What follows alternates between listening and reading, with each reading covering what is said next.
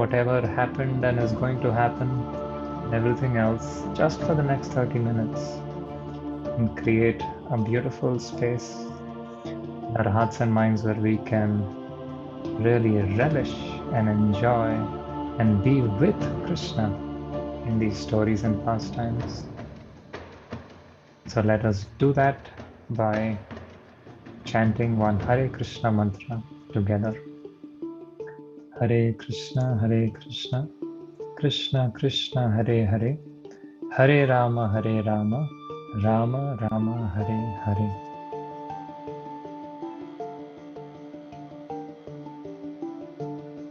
So here we are again in Mathura on the battlefield with Jarasandha. And the first time he attacked with a tremendous, massive army, bigger than the combined armies of the Mahabharata, and he attacked Krishna. And Krishna and Balaram, with a very small contingent of soldiers, completely destroyed and defeated the entire army of Jarasandha. And this war, as we saw last time, it was so horribly beautiful. Although it was a war, it became so beautified because whatever Krishna does is extremely beautiful, is very pleasing to the heart. And although all these soldiers were killed viciously, violently, really in terrible ways, because Krishna had to make quick work of such a huge army, but although they were killed, they all were liberated to the spiritual sky, forgiven of everything, ending their cycle of birth and death. So Krishna, whatever he does, because he's absolute, the result is always absolute. And when Krishna and Balaram were fighting, the residents of Mathura, the queens, the princesses, the kings, the citizens, the merchants, the children, they were all up there in the gateways, in the passages, in the towers, in the turrets, looking, asking for news, seeing, almost coming out. And what they saw was so beautiful that from Krishna and Balaram, in the center of this army, were flowing rivers of blood, in which was floating, very beautiful to look at, these elephants which were like islands. And on the shores of these rivers were the jewels and the crowns and the swords and the very opulent clothes and the opulent things which these soldiers were wearing. And the knives and the spears and the daggers and the arrows and the javelins and the maces and the clubs, they all formed clumps of weeds and grass in this beautiful flowing river. And after Krishna had thus, and Krishna's skill was unmatched. No one could see where he was. No one knew what he was doing, how he was doing. And he invoked such powerful, terrible weapons on his divine chariot, he and Balaram, just completely destroyed the army. And Jarasandha was standing there all alone. And not a single soldier on Krishna's side was even touched by even an arrow of the opposite army. It was so beautiful. And finally Balaram went, and this powerful king Jarasandha, who had never known defeat, it was impossible for someone to defeat him, and he never thought this would be the outcome. And humiliated, he stood there and he wished for death. Because how could he face the world who would ridicule him and mock him and humiliate him by maybe saying nothing because he was so powerful, but just knowing that everyone now knows I have been defeated. For one who knows honor, dishonor is worse than death. And he just wished Krishna would kill him, but Krishna didn't, because Krishna had a very strategic plan. He thought Jarasandha is such a powerful soldier, a king, but he's also very vengeful. He's not going to just stop now. He's not going to go away. He's going to come for revenge. And when he comes for revenge, he'll again amass a gigantic army, bringing all the evil princes and warriors straight to me. This is my mission on earth, to rid the earth of this burden, of these powerful personalities who are ruining the entire planet. And therefore, they're all here at one place, so convenient. I'll rid the earth of this burden. So Balaram went and tied the Nagapash, or a snake rope, around Jarasandha and dragged him in chains and threw him at Krishna's feet. Krishna smiled, and Krishna said, "You were speaking big words before the war, and you said, I'm just a thief. I'm just a coward in disguise. I'm a murderer and killer of my relatives. Do you know what, Jarasandha? I'm very compassionate. I'm very compassionate to my enemies. I set you free. Please go back. You're not worth killing. You're not worth a warrior's death. Balaram, please set this lowest of human beings, set him free." Krishna really incited him because he had to do it through Jarasandha, his mission of accumulating all these soldiers. Jarasandha was freed and humiliated, just standing there on the battlefield, all alone, in the midst of all these defeated soldiers and armies. And Jarasandha sat down right there with a spirit of undergoing penance and giving up his body by fasting to death, because he couldn't take it. How could he go back? It was impossible. And so he sat there doing nothing, saying nothing. But the news soon spread, and his allies, the kings who were so hopeful of his victory, they were still supportive. They all met him and they said, "Jarasandha, do you not know? This is just the work of karma. It was your destiny, not your destiny. Actually, it was the destiny of all these foolish soldiers who were around you. You didn't choose the right army. You didn't choose the right generals and the commanders of your army. Let's do it together. We have better people. These were just meant to die. This was just a warm-up. It's going to be so easy to defeat Krishna. We are with you. Jarasandha, you can do this. Come on. Please come with us. Help us. You are our leader. You are the king." And once again, the defeated, deflated Jarasandha felt his pride, his ego coming back, his confidence regained. He returned to Magad. And now he contacted all his allies, all the kings again. And for the second time, he attacked with an even larger army. And again, Krishna and Balaram on their chariots, second time, came out. And a spectacular war took place. And this time, the demigods, the sages, everyone was there watching. Because this was unheard of. A tiny contingent of soldiers, and these two they were still young boys compared to Jarasandha and compared to Kamsa and all these. These were kings, emperors who had years of experience of wars and fighting and killing, and they were fearless. But these two little princes, they were just out of Gurukul. This particular one was perhaps their second war. They didn't know strategy, and it took a lot. And yet to just see their beautiful art and skill and the way they fought and the way and again for the second time, to the last man was dead in Jarasandha's army. Rivers of blood flowing everywhere. And this time, it's not that Krishna did everything the same. He did something so different. The way he fought, his strategy, the way he moved, and everyone was like, "Wow, we had never seen this before. We thought that was the best fight ever. No, this is the best fight ever." And people were thrilled. It was in all the newspapers and social media all over the world at that time. And Krishna was so amazed. He himself was so happy with the war, and when he came back, he was welcomed. Even the first time and the second time, everyone came and showered him with flowers. The demigods rain showered flowers from the sky. And all the brahmanas came out, all the priests came out and chanted hymns. And all the women came and offered beautiful prayers, and the kings and queens princes welcomed him and glorified him, appreciated him, and the warriors said, "You got to teach that to us, and you did this. We've never seen this before. Where did you learn this?" And such a homecoming king from a victory. Jarasandha again went back. Third time, massive army came back, defeated.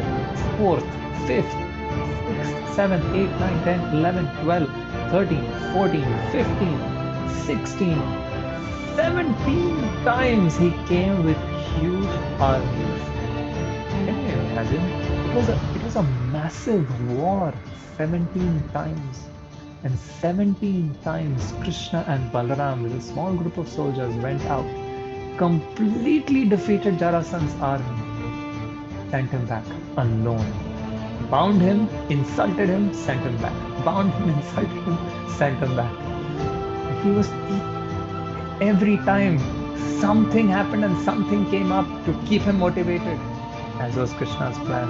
But he was, I think we really have to learn the art of confidence and motivation from, if Jarasandha was a motivation speaker today, I think he would have been the best. After 17 all-out defeats, there's nothing, no hope left. And practically invincible Krishna and Balaram in front of him. But he kept coming back.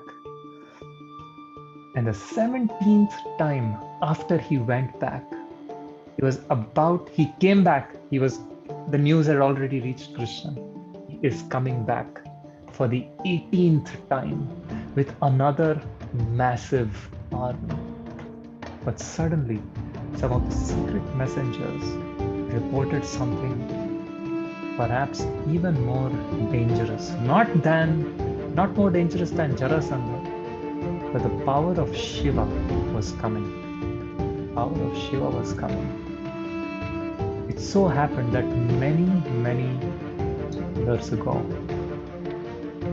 when the kings and the princes of different lands would meet, perhaps at games, perhaps at stadium events, sometimes just for dinner, sometimes over political talks, sometimes over friendly events, there used to be a lot of competition and rivalry, subtly, not expressed, but they all knew when they met who had the power, who had to show who's superior.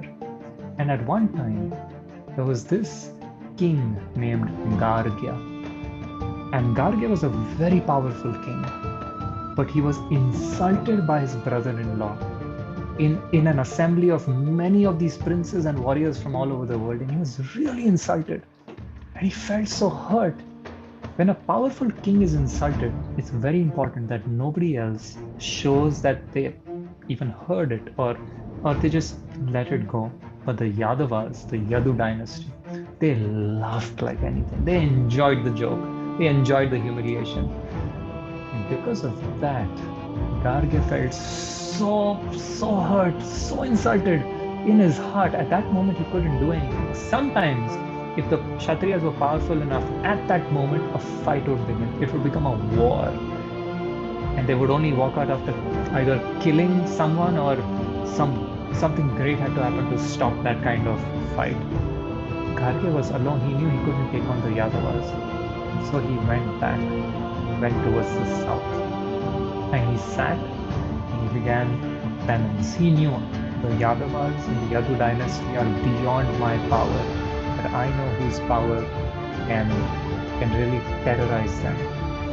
That is the power of Mahakal, the power of the destructive effect of time embodied by Shiva, Lord Rudra. If I pray to him and worship him, by his power, I will easily defeat the Yadavas. And so he sat down in severe penance, in only powdered iron for 12 years. And after those 12 years, Lord Shiva appeared and gave him his benediction that you will have a son who will have the power to terrorize the Yadavas, because he wanted revenge for that insult. That when he was humiliated, they laughed. I want someone who will terrorize them and I will laugh. Then we are quits. And so after that time, a Yavan king. A Yavan historically actually meant a Greek king. And there are certain historical references which are actually referring to the Greek king. And so a Yavan king approached Gargya and said, I don't have a son, please give me a son. And Gargya gave him a son, and that son's name was Kalayavana. Kala meant that he was the embodiment of the anger and the rage and the destructive power of Lord Shiva. And Yavana means he belonged to the Greeks or the Yavana dynasty. And this Kalayavana was one day asking around, who are the powerful kings on this earth? And Narada Muni informed him the Yadu dynasty. And as though awakened with something from his past, with a vengeance and an anger and a destructive mentality so great, he amassed an army and approached Mathura. And this news reached Krishna's ears just in time. And suddenly, there was a huge. I'm just going to reduce the background music a little bit. It's a little loud. I hope that's okay. Daniel, just give me a thumbs up. Is that okay? So as these now two armies, it was a pincer attack on Mathura. Mathura was even compared to these armies, Mathura was a tiny kingdom. These armies would have engulfed, completely razed to the ground, burnt to ashes every piece of grass in Mathura. And suddenly both these armies, Jarasandha and Kalayavana on one side, and powerful kings and warriors and princes, and they're approaching. There was an emergency meeting in Mathura. What do we do? I think we shouldn't have done that. We should have just killed Jarasandha. What's going to happen? And Krishna and Balaram, they spoke to each other, and Krishna said, it's time. There are going to be more and more attacks. There are going to be more and more envious kings. This is just the beginning. I think Mathura is no more safe for my people, for my devotees. I think I have to make an arrangement that they can be safe, and I will go on with my mission, this appearance on earth. And so Krishna chose a very beautiful piece of an island in the Indian Ocean on the west coast. And this beautiful island, he constructed it. Perhaps it was an unknown, powerful spiritual technology of land reclamation. And it was 100 miles wide as 100 miles long. And that city was called the city of Dwarka.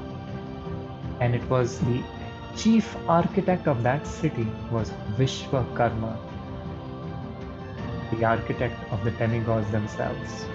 And he began to plan the city, and because he was making it, it was so fast with all celestial workers and celestial materials and celestial ways of doing everything. It was a magical city, and it was so well planned. It was so beautiful. There were gigantic state highways throughout the city, and along with those, there were tinier roads.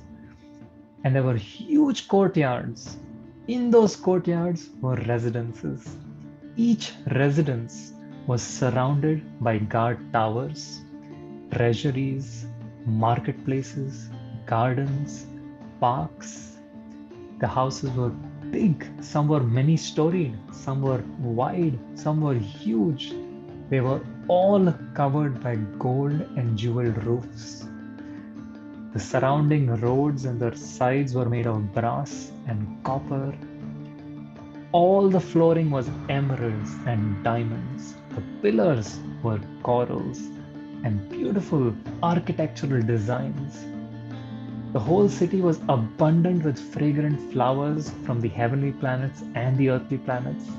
It was so well constructed that at every time in the city, the weather was perfect. There were no material disturbances.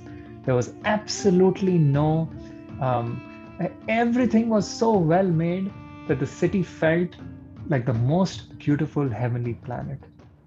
In fact, when the news of Krishna's constructing his own city reached all over the universe, the universal controllers, who were actually controlling the elements and the rain and the wind and the sun and the moon and everything on behalf of Krishna, came and bestowed him with gifts of whatever they controlled, they gave him. And Indra gifted him the Sudharma assembly hall. And in this assembly hall, whoever went in, he was not influenced anymore by the power of time. No hunger, no thirst. He couldn't be attacked. He was completely free. Varuna gave him horses which traveled at the speed of the mind. Kubera blessed the entire city with the 9 mystical treasures. In this way, each and every demigod gave the most powerful gifts and opulences and helped decorate and establish the city. And this city was constructed in no time. It was something so beautiful and yet so well protected that practically no soldier was needed to protect the city. It was so automated in its defenses, and everyone was absolutely happy and safe in that city. And then Krishna wondered. It was just almost time before both the armies would pounce on Mathura. And so Krishna had to make an emergency shift of all the residents. And one night, in the middle of the night, with his mystic power, while Balaram was protecting Mathura, he shifted the residents of Mathura into Dwarka. With already he had planned out who will stay where. It was so perfectly planned. Friends would stay together and communities and all the social orders were in place. Everything was so perfect. And the next morning when everyone woke up, they just found themselves in palaces, beautiful, made of gold, and every possible thing they would need in their life was right then, there. And they came out of the city and celebrated. And in their hearts they knew they are now in Krishna's heart, the city of Dwarka. And then Krishna rushed back to Mathura. And while Balaram was still protecting it, because not everyone was transported, because Mathura was also full of so many visitors and those who wanted to stay in Mathura, some of the allies were there, so many different people. But a majority of the people who wanted to go with Krishna and who came there because of Krishna were all transported to Dwarka. So now Krishna comes back. And as soon as Krishna came back, Yavan Raj, Kalyavan was right there. Krishna knew, what should I do? So Kalyavan had completely attacked. It's almost there, and Jarasandha was on his way. So now again Krishna had to think fast. And he told Balaram, I have a plan. Do not come with me this time. I need no soldiers. You stay right here in the city, protect the city. We don't know what Jarasandha will do. If Jarasandha knows, and perhaps he does, that Kalayavana is already attacking from one side, he may just do a guerrilla warfare. He may just do something else. We don't know. Please take care. And then Krishna, with a beautiful plan in his mind, he just walked out of the city gates to face this massive ocean of soldiers. Walked out, resplendent with all his beauty of Vishnu, with 4 arms and his beautiful lotus-like eyes. And he walked like a lion, so attractive that as soon as he stepped out, it seemed like the sun had risen out from the Mathura city. And all the soldiers, for a moment, they kind of kept their weapons aside just to see, who is this? So beautiful, completely captivated everyone's heart with Krishna's beauty in his Vishnu form. And he walked, and the way he looked at everyone, he always had a smile on his face. He had the Sudarshan Chakra, his Panchajanya conch, his mace, and a beautiful lotus flower, and his beautiful yellow garments, the Srivatsa on his chest, and his beautiful golden ornaments, and his flowing hair, which were blackish bluish in color, and his big, beautiful eyes. And when Kalyavana was standing there and he saw Krishna, he was almost captivated, but his anger and envy and all his rage kept him from completely giving his heart to Krishna. And he brought his heart back into his own selfish control. And he said, this is that Krishna, the killer of relatives, this thief, robber, murderer. I'm going to kill him. And he's come walking. What does he think? He thinks I'm a coward to attack him with all my army. I'm going to kill him in broad daylight for everyone to see. And Kalyavana jumped out of his chariot and started chasing Krishna. Krishna walked as elegantly and gracefully, with absolutely no hurry, with not even a sign of being chased or in this kind of situation. He was just strolling in a park, and Kalyavana started chasing him. And no matter how hard and how fast Kalyavana ran, he was always a few steps behind Krishna. And now he started cursing Krishna. He was giving him all kinds of bad words and bad language, that you coward, look at you. This is how you want to fight with me, and this is what you did. You haven't killed a single person. You don't even know how to hold a weapon. And he kept screaming at him and shouting at him, I will cut your body into pieces and feed it to the vultures. I'll send you to the abode of death. And Krishna did not even flinch. He perhaps didn't even know Kalyavana is following him. He knew, but it was as good as not knowing. And he walked as slowly, gracefully, beautifully, but Kalyavana, as fast as he would go, he just couldn't reach Krishna. And finally, Krishna was approaching a mountain, and Kalyavana thought, this cheater, he's really going to make me run around. A warrior never shows his back to an enemy, but this fool, look at what he's doing. And Kalyavana was thrilled that, this is the coward I'm facing, because Kalyavana had a little fear before he came. He had heard a lot about Krishna and how dangerous he was. Now all those fears were completely away. So in a sense, he became so proud. Now he was like, I'm going to teach this guy such a lesson. I'm going to really, really kill him. And chasing Krishna, and Krishna entered a cave. And in that cave, Krishna entered, and there was just a little gap before Kalyavana entered the cave. It was a big, big cave, pretty dark. And as soon as Kalyavana entered, he couldn't really see much, because it was a little deep inside, away from the sun. And he was looking around, and then he saw this gigantic personality lying down, and he laughed. He said, really?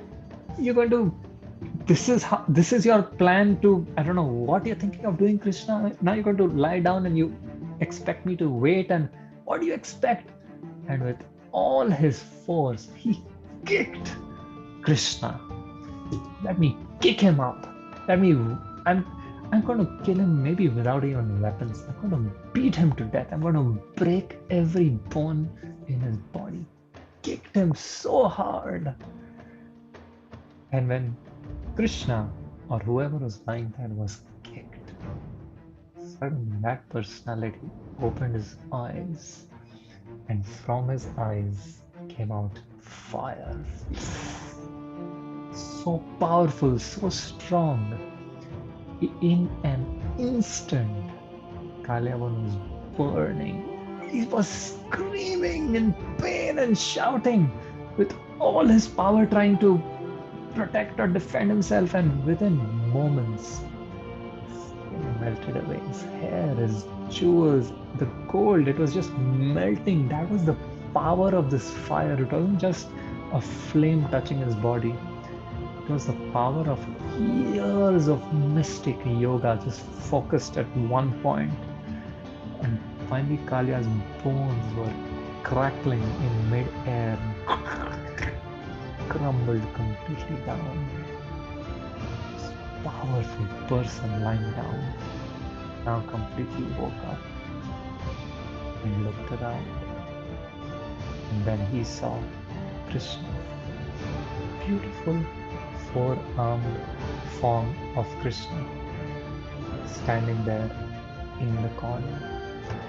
As soon as he saw Vishnu standing there, this personality bowed down. And next time, we will see who this personality was and how he got there and what he prayed to Krishna.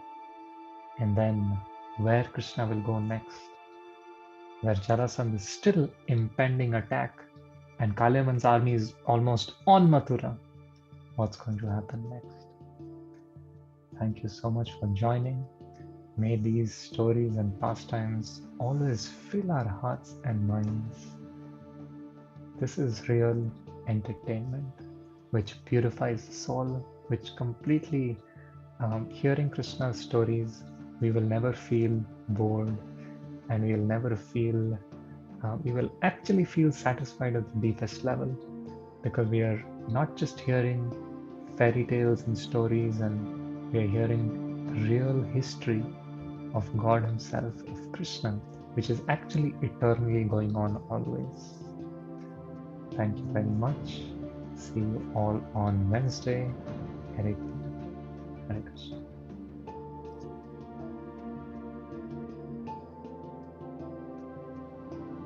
Thank you, Prabhuji. Hare Krishna. Thank you very much, Hare Krishna.